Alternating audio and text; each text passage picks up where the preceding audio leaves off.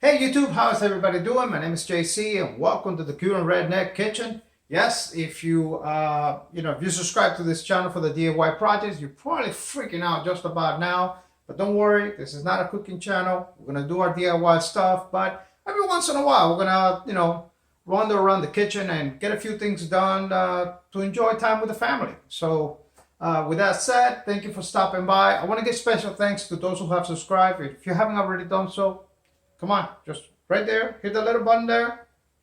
Just kidding.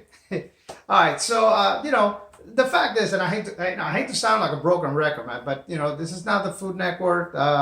We need eyes on the channel in order to grow it, and that's how YouTube measures our success: is how many people like, share, and so on. So with that said, we're back at the kitchen.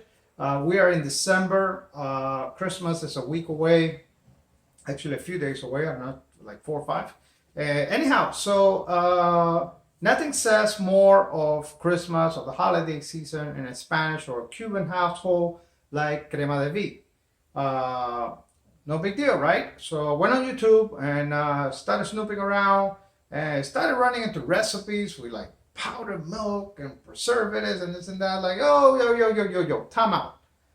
Crema de Vie doesn't have any of this, condiments.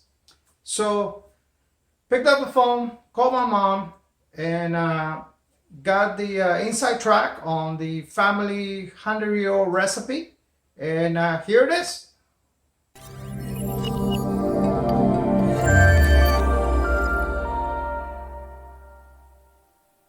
All right, I don't mean to go into a rant here, but I think it's important to put a little history about this and some clarification because Crema de Vie is, as I said, it's a unique Cuban recipe for what it is a common recipe throughout all the colonial countries. It was brought to the Americas around the 1500s. In Puerto Rico, they call it Coquito.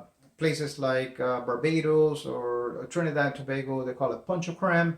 In Jamaica, they call it rum punch. Not to be confused with the American version of the eggnog. Although it takes the same place, eggnog is derived from a British drink called, I'm not sure how you pronounce it, if it's posset or posset. It's P-O-S-S-E-T. In fact, the Crema de Vie, a lot of people write or spell it out as Creme de Vie, which means cream of life in French. Not sure how we got a French name on that, but when the Cubans took possession or appropriated the recipe, they changed the E and CRME, the last E, to an A, and then it became Crema de Vie. So the only thing I'm going to tell you, I'm very fond of Ponche de Creme, rum punch in Jamaica, and things like that. The only thing I'm going to ask you is before you modify it, before you add anything, just try this recipe as is, and I think you may like it. So without further ado, let's talk about ingredients. All right, guys, here we go. This is all the ingredients we are going to need. We are talking about 6 extra large eggs. If you don't have the extra large ones, consider adding a couple of more. A can of evaporated milk, a can of sweet condensed milk, some vanilla extract, some sugar, a couple of sticks of cinnamon. You're gonna need a bottle to store your mix. This one here, I'm not sure what happened to it. I think the cap was left a little bit undone and evaporated over the weekend. So anyway, you're gonna need some dark rum, at least a cup of it. Know that in Spain, this drink is given away during the holidays as a gift. So you might want to look for some nice, decorative, elaborate bottles. They have them at Amazon and several other places. Also going to tell you on the rum that about a 40% proof is good. Don't go too wild with the rum. I've tasted some with really, what's called aguardiente, like nephews or things like that, and it just grabs a little bit of an aftertaste. But a 40% dark rum will do the trick, and that's about it. Let's get cooking. Okay, let's start with the preparation by separating the egg yolks from the whites. And please, whatever you do, don't try to take any shortcuts with egg beaters or anything like that. To do this, I prefer the egg white between the fingers method. It just seems to work for me best. But feel free to achieve this in whichever way you feel the most comfortable. Also, let me apologize in advance for the bad angle and me being in the way. Doing this with a large camera sometimes is more of a headache than an asset. With that done, let's go over to the stove and put equal parts sugar and water into a pan. I'm going to bring it to a soft boil over medium-high heat. Go ahead and stir the syrup until all the sugar is dissolved. When it's starting to look clear, we can add our cinnamon stick. You need to keep an eye on this because it will come to a boil when you least expect it. And once it does, we're going to let it boil for about 30 seconds and then turn off the heat. Allow it to stand on top of the stove for about 15 to 20 minutes. And meanwhile, let's get back to our eggs. We're going to add 1 tablespoon of vanilla extract to our mix bowl, a pinch of salt, and 1 cup of rum. This is like halfway on the alcohol scale.